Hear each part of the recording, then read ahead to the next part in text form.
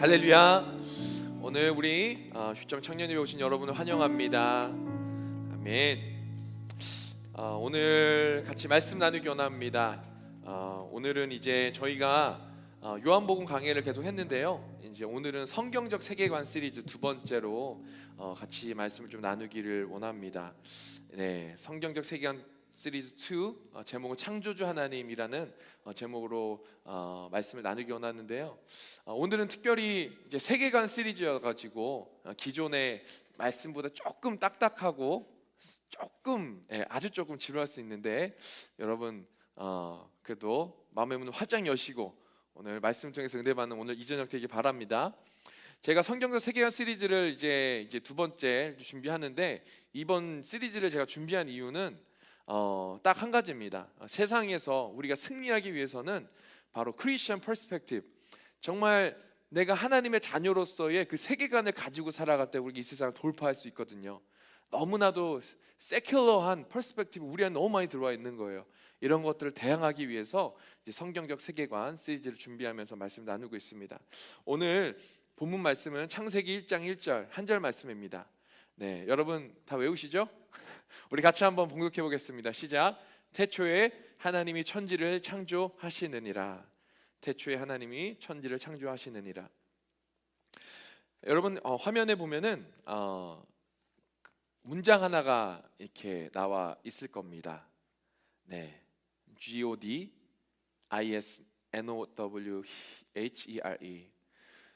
여러분은 이것을 어떻게 읽으세요? 자, God is nowhere. 하나님은 어디에도 안 계신다라고 읽으시면 혹시 그러면 God is now here. 하나님은 여기에 계신다라고 보신 분이 있겠죠. 네.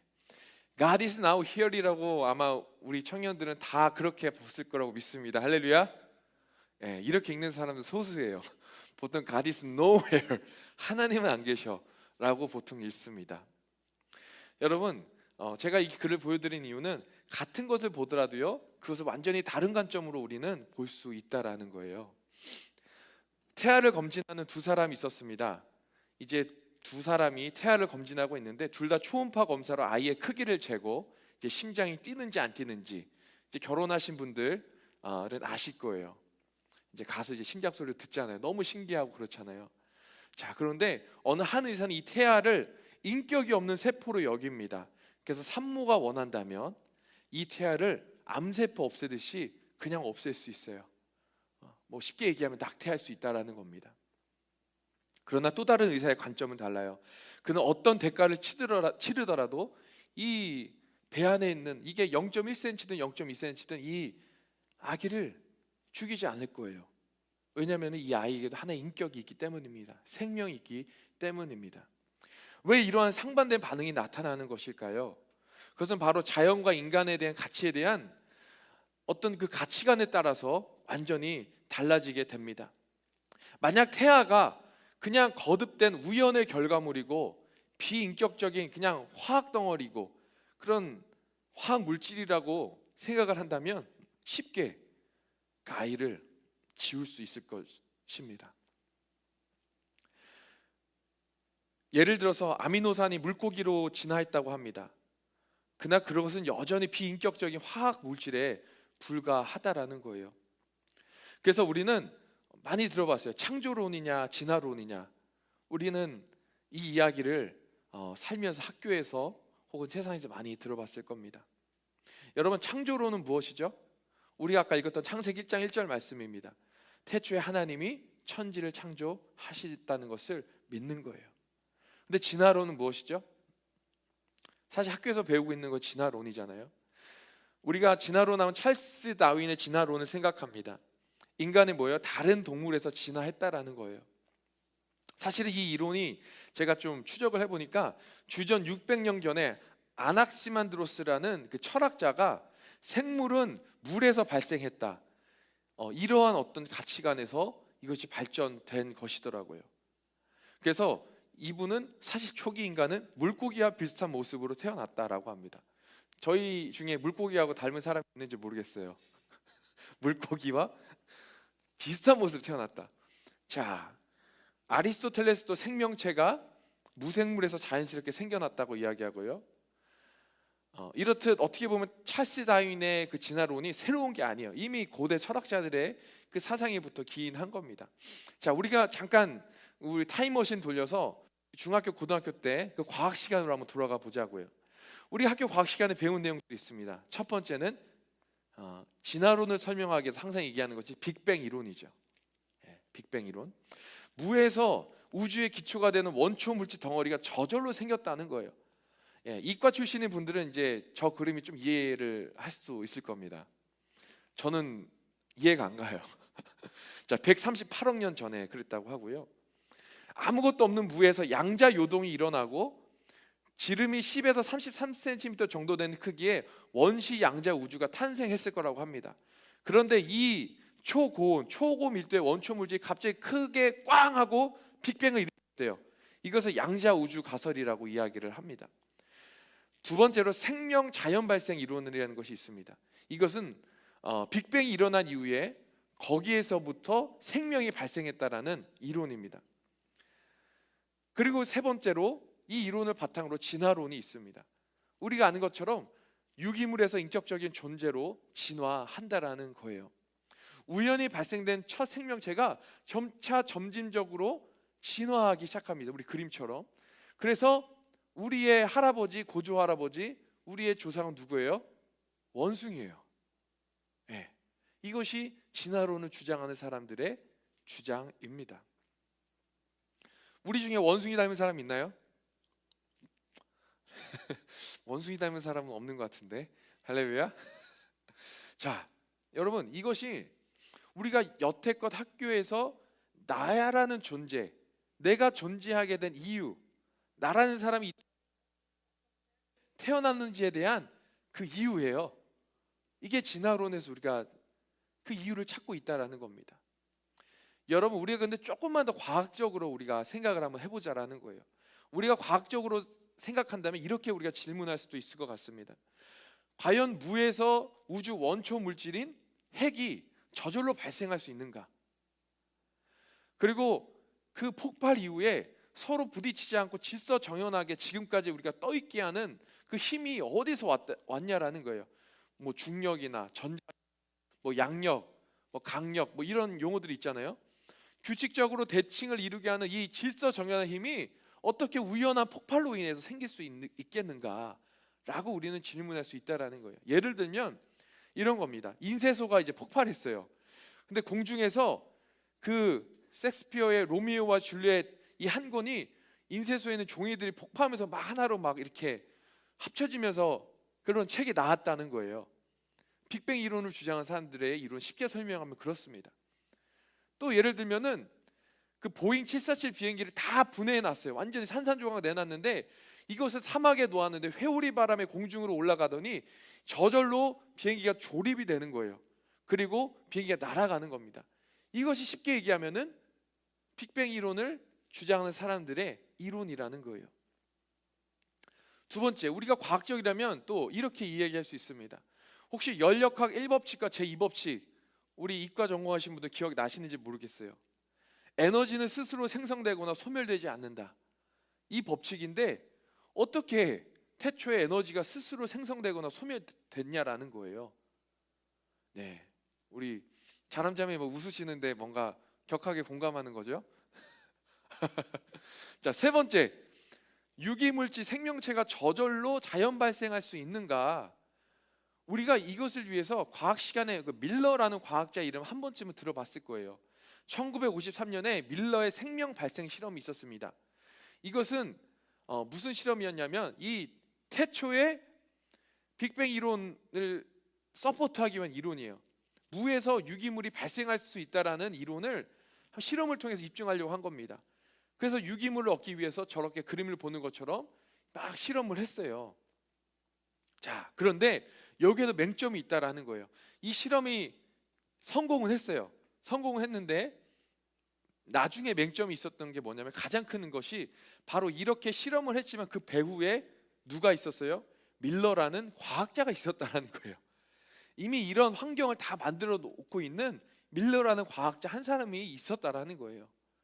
이것을 보면 저절로 그렇게 무에서 유가 탄생할 수 있는가라는 질문에 우리는 의문점을 던질 수밖에 없습니다. 그래서 결국에 이 밀러도요, 1991년에 사이언티픽 어메리컨이라는 과학 저널에 스스로 이 이론을 포기했어요. 이 생명체의 기원에 대해서 모르겠다는 입장을 표명했습니다. 이 굉장히 이 과학의 역사에 있어서 큰 사건이에요. 그러면서 이 밀러라는 과학자가 이렇게 이야기합니다. 과거에 우리가 주장했던 원시 대양에서의 생명 발생 학설은 설명하기가 더 어려워졌다. 태초의 생명이 어떻게 시작되었는지 현재로서는 아무도 모른다. 밀러가 이렇게 자백을 합니다. 고백을 합니다. 어떻게 보면 이 밀러도 이 생명체 안에 이 고도의 정보 시스템을 보고 뭐 염색체라든지 우리 안에 있는 정말 수만 개 수조 개의 그 세포가 어떻게 그렇게 아름답게 질서정연하게 조화되어 있는 이걸 보고 이 뒤엔 창조자가 없을 수가 없다. 이것을 직감한 거예요. 창조의 증거를 본 것입니다.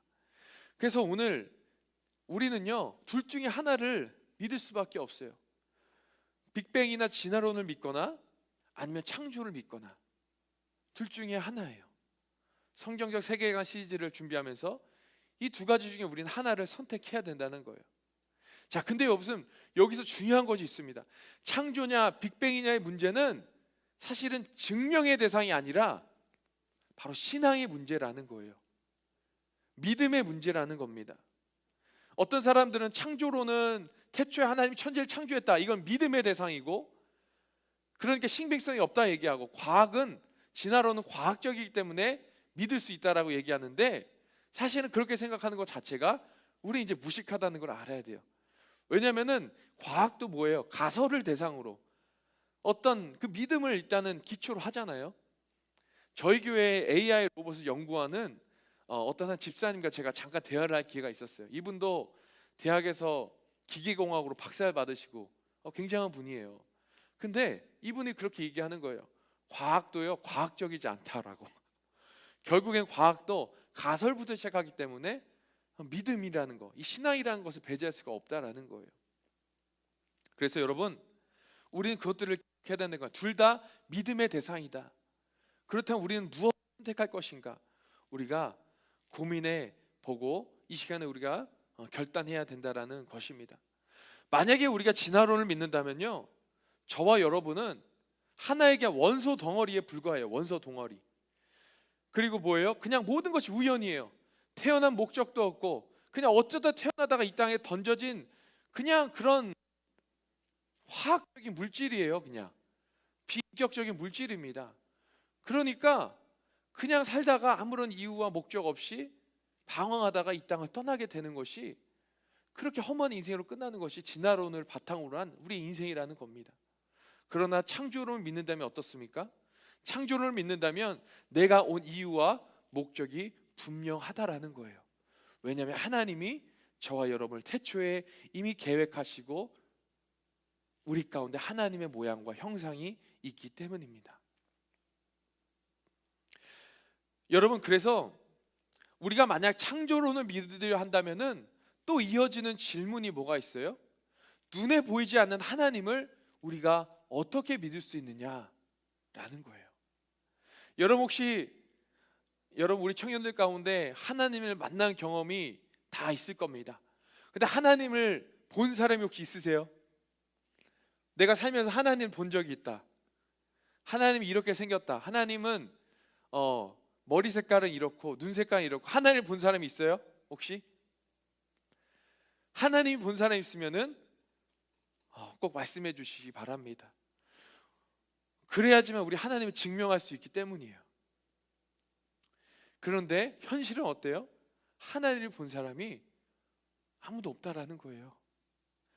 그래서 역사적으로 하나님의 존재를 증명하기 위한 여러 가지 시도들이 있었습니다. 그 정성옥 교수님의 티타임에 나누는 기독교 변증이라는 그 책에 잘 설명이 되어 있는데, 요약하면 그렇습니다. 세 가지 논증이 있었다는 거예요. 첫 번째는 존재론적인 논증이 있는데, 중세 신학자 안셀름이 이 존재론적 논증으로 하나님을 증명하고 노력했다라는 거예요. 이건 뭐냐면 하나님이란 개념의 정의 자체가 하나님의 존재를 함축하고 있다라는 거예요. 그래서 안셀름은 하나님을 하나님 그분보다 더 큰 존재를 생각할 수 없는 분이라고 정의를 내리고, 이런 분은 반드시 존재하게 마련이라는 그런 이제 주장을 했어요. 두 번째는 목적론적 논증입니다. 그 토마스 아퀴나스라는 이제 철학자가 이제 이야기를 했는데, 모든 만물의 질서와 아름다움은 그 뒤에 어떤 설계자가 있음을 암시한다라는 주장이에요. 그래서 현재 많은 사람들이 이 주장을 받아들이고 있다고 합니다. 그러니까 우주의 그런 여러 가지 질서하고 또 정교한 법칙과 아름다운 조화가 있은 이유는 그 뒤에 설계자가 있다라는 그런 이제 이론이에요. 그리고 마지막 세 번째는 우주론적 논증입니다. 이 세상의 만물은 다 원인을 가지고 있는데 그 최초의 원인자가 바로 하나님이라는 주장입니다.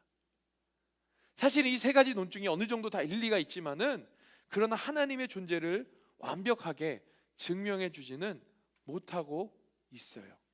이것들을 그렇게 인정을 하고 있습니다. 그렇다면 우리가 하나님의 존재를 증명할 수 없냐라는 거예요. 사실 우리가 신앙을 가질 때 고민하는 부분이 있습니다. 그것은 전도할 때도 마찬가지인데, 하나님의 존재를 우리가 증명할 수 있는가?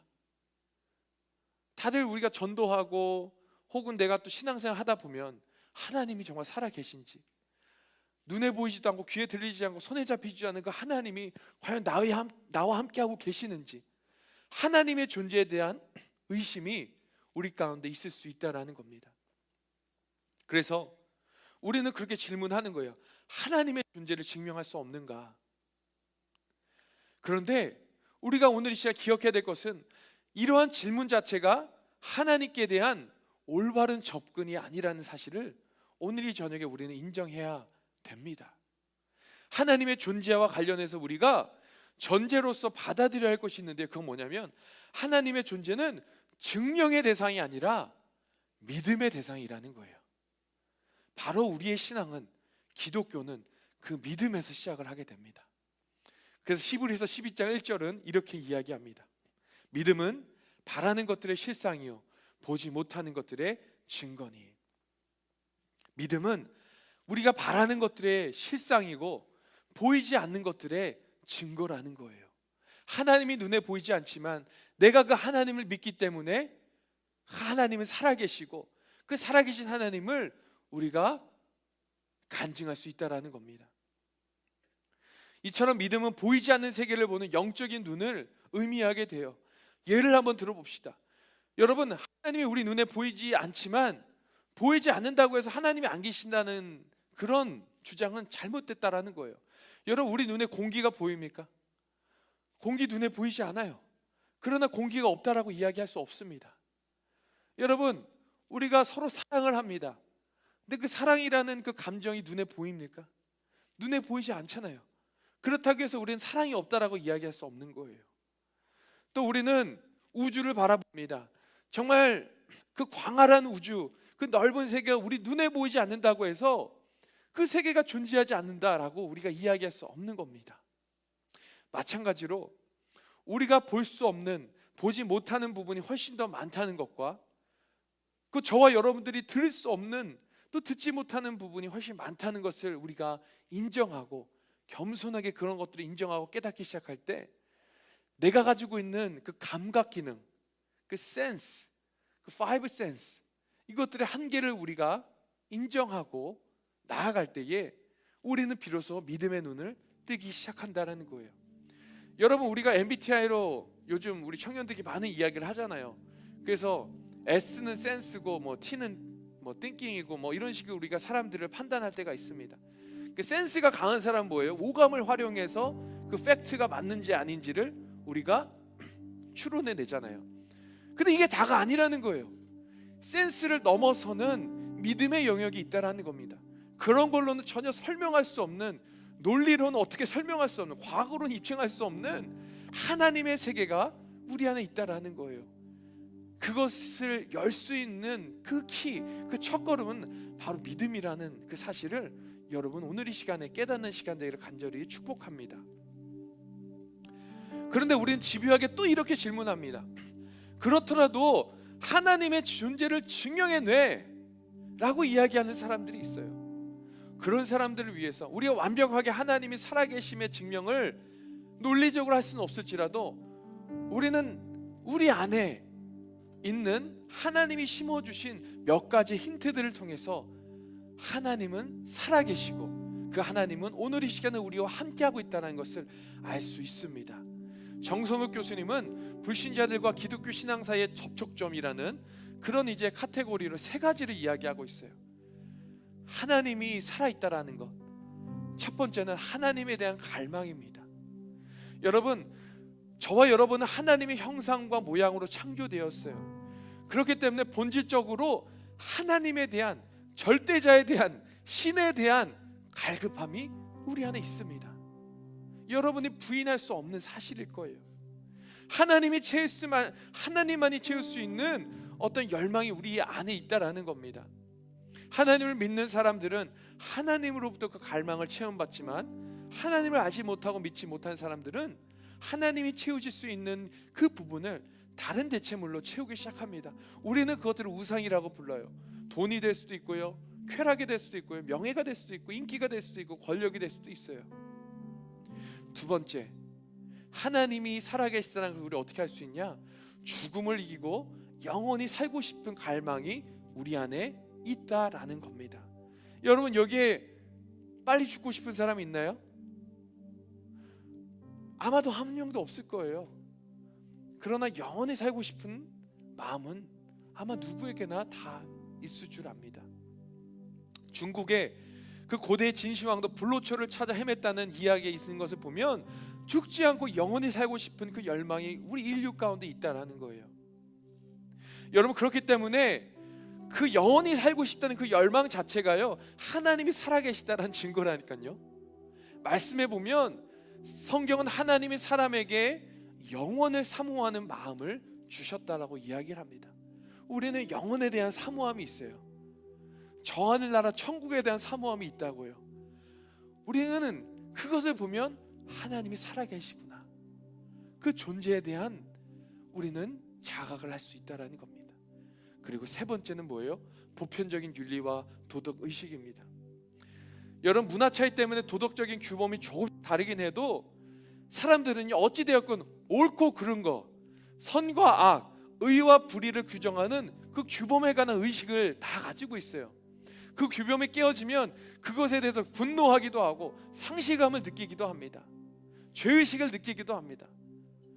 예를 들면 이래요. 어떤 문화권도 일부 다처제와 동성 간의 결혼을 인정하는 그런 문화권이라 할지라도요, 남편이 아내 몰래 바람을 피워 간음을 행한 것을 와, 저 사람 의롭다, 저 사람 칭찬받아야 할 사람이다 라고 이야기하는 문화권은 한 군데도 없어요. 또한 어떤 문화권도 자신에게 친절과 사랑을 베푼 사람을 도리어 죽이고 그 사람의 재산을 빼앗아가는 것을 의롭다라고 하는 그런 나라도 한 나라도 없다라는 거예요. 이렇듯 하나님 우리 안에 양심을 주셨어요. 그래서 옳고 그르고 선과 악에 대한 그런 본능적인 그런 어떤 윤리와 도덕의식이 우리 안에 있다라는 겁니다. 그것들을 통해서 하나님은 살아계시구나, 하나님은 지금 우리와 함께 하시구나, 이것들을 우리가 깨달을 수 있다라는 겁니다. 여러분, 오늘 이 시간에 성경의 첫 구절은 이렇게 시작해요. 우리 같이 한번 이 구절 같이 한번 크게 한번 다시 한번 읽어봤으면 좋겠습니다. 시작. 태초에 하나님이 천지를 창조하시니라. 아멘. 이 말씀 너무나도 위대한 말씀입니다. 성경의 처음을 여는 말씀이에요. 이 말씀이 믿어지지 않으면 우리 성경을 믿을 수가 없습니다. 이 말씀이 믿어지지 않으면 우리는 하나님을, 예수를 나의 구주로 영접할 수 없어요. 태초에 하나님이 천지를 창조하시니라. 여러분, 창조론이냐 진화론이냐, 여러분 이 둘 중에 어디에 여러분의 인생을 거시겠습니까? 나는 태초전에 계획되어지고 사랑받기 위해 태어난 존귀한 하나님의 자녀라는 그러한 정체성을 살아가기를 원하십니까?